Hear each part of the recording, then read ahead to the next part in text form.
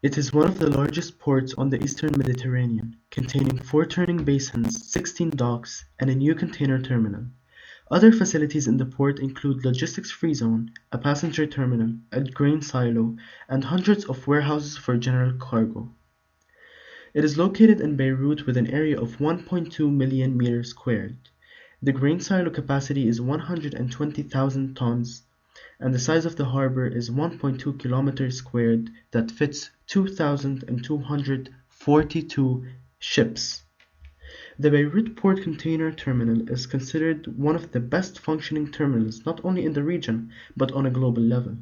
It was ranked 35 out of 150 countries by the UNCTAD Linear Shipping Connectivity Index, outperforming countries such as Qatar, Jordan, and Iraq. This has caused Beirut to be selected as a transshipment hub for the second and third largest container shipping companies in the world, MSC and CMA-CGM respectively. Palestinian banker Yusuf Baidas conceptualized the idea of the silos, with construction taking place between 1968 and 1970. The project was funded by a Kuwait Fund for Arab Economic Development, while a Czech firm handled executive affairs.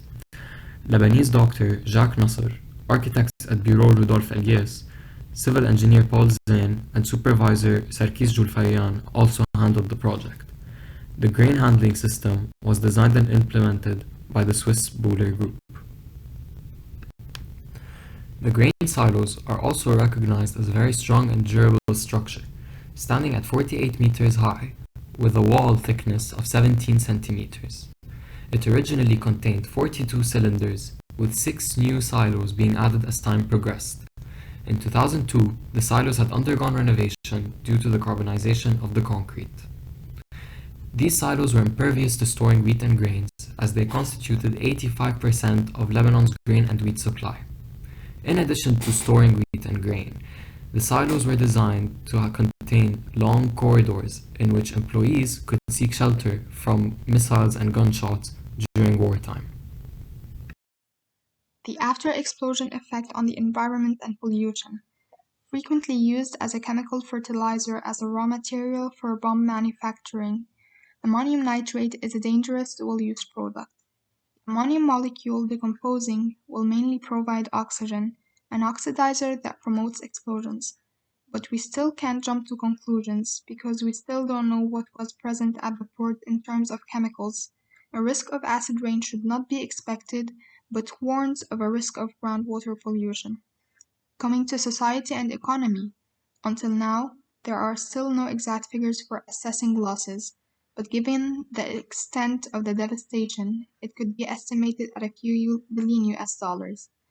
There will be a considerable impact on the country's economy, apart from material and human losses, 8 years of economic decline, and unemployment rate of 70%, which can lead to huge poverty problems. The building's concrete walls facing east collapsed on the spot. However, the ones facing west remained standing, blocking the blast shockwave from reaching the western part of the city with full force. The silos were crucial in shielding half of Beirut from greater destruction.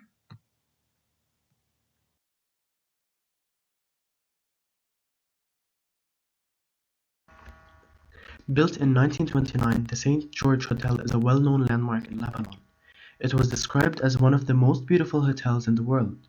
At the time, this hotel was the cosmopolitan center of Beirut and the hotspot of the most successful local and international personalities, such as many country leaders, the President of the United States at the time, many kings, the Shah of Iran, many great stars such as Kulthum, Abdul Wahab, Brigitte Bardot, and as well as many journalists and politicians.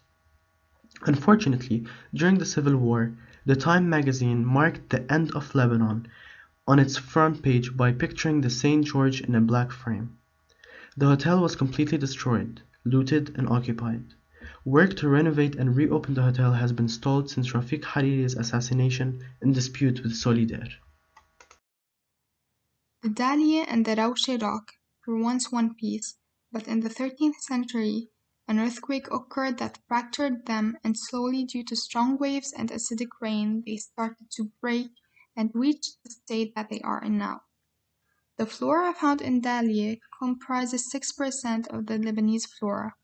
The site shelters the last remaining coastal native plants, critically endangered species that are restricted to small areas in Lebanon. A small community of Mediterranean monk seal has taken refuge in the caves of Rauche. Threatened by hunting activities, it is one of the most endangered species in the world. It is rare, but bottlenose dolphins have been also observed. The caves found in Rauche nurture a large community of fruit bats that thrive around gardens with fruit trees. In winter, gulls are commonly observed and often gathered in huge flocks feeding off schooling fish that approach the shore. In spring and fall, migrating pelicans can be observed. Unlike the seaside road we have today, the original Manara Strip contained people's homes right above the water, while the road was behind these homes. This strip featured many well-known buildings, such as the Artisanal Building and the American Embassy, which was destroyed in a terrorist attack. This is what the original Manara Strip looked like, with homes right above the water. People claim to have been able to jump right from their balconies into the sea. In addition, ports were located all around these buildings, so that fishermen and port workers were easily able to reach their place of work. Following the war, all of these buildings were demolished, and the coast was artificially extended forward, developing the road and the famous Manara in its place. Due to this new extension of land, a new lighthouse had to be erected, but this is not the first instance in which this has occurred, as there used to be the first lighthouse located in what is now called the Kuraitim area. This lighthouse has since been demolished.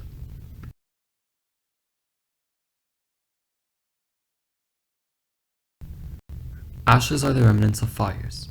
They are originally observed in a gas state rising into the air.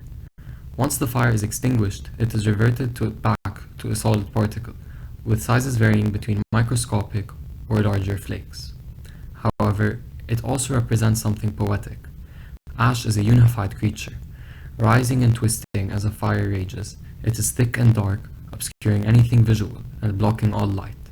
After its angry display, the smoke dissipates and disperses, cloaking everything that surrounds it with a dark reminder of the death and destruction it has caused. Ash can also be used to describe a color in art, something with a greenish or bluish gray tinge. It can also be rematerialized and is used in the creation of paintings and, even more importantly, statues and figures. This beautifully ties to how ashes are a remnant of destruction which can be repurposed into something new. Sand is a symbol of comfort, time, and money.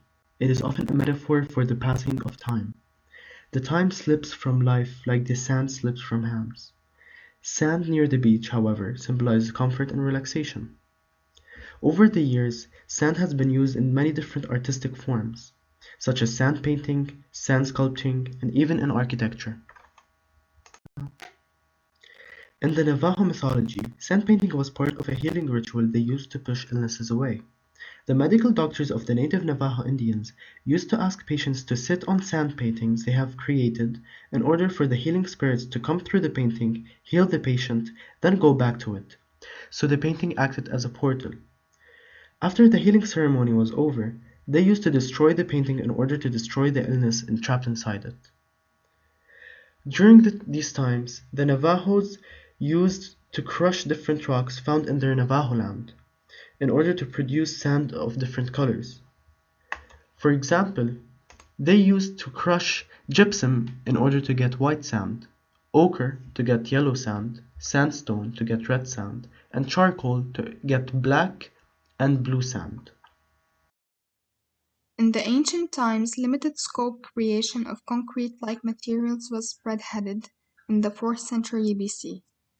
The classical era, the Romans utilized cement widely from 300 BC to 476 AD. In fact, the Colosseum in Rome was fabricated generally of cement.